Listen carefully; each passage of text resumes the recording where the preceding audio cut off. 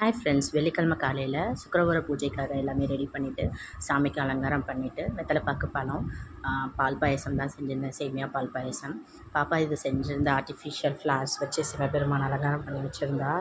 So ஃபுல்லாக அலங்காரம் பண்ணிவிட்டு விளக்கேற்றிட்டு இன்றைக்கி சுக்கிரவார பூஜை நல்லபடியாக முடிஞ்சுது.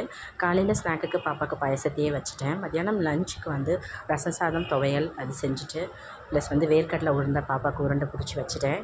ஈவினிங் ஆஃபீஸ் முடிச்சு வரும்போது வீட்டு பக்கத்தில் இருக்கிற பிள்ளையார் கோயிலில் வந்து இன்றைக்கி கோமாத பூஜை அப்படின்னு நினைந்தாங்க. சரி, வெள்ளிக்கிழமை அதுவும் கோமாத பூஜையாச்சே, நம்மளும் கலந்துக்கலாம் அப்படின்னு சொல்லிட்டு போனால் அப்பாவுக்கு வந்து முதல் மரியாதைலாம் செஞ்சுட்டு மாட்டுக்கு வந்து அலங்காரம் பண்ண ஆரம்பிச்சிட்டோம்.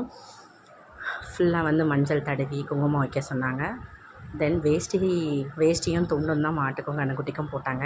எனக்கு ஒரு டவுட்டு, புடவை தானே பெண் மாட்டுக்கு கொடுக்கணும் போடணும்.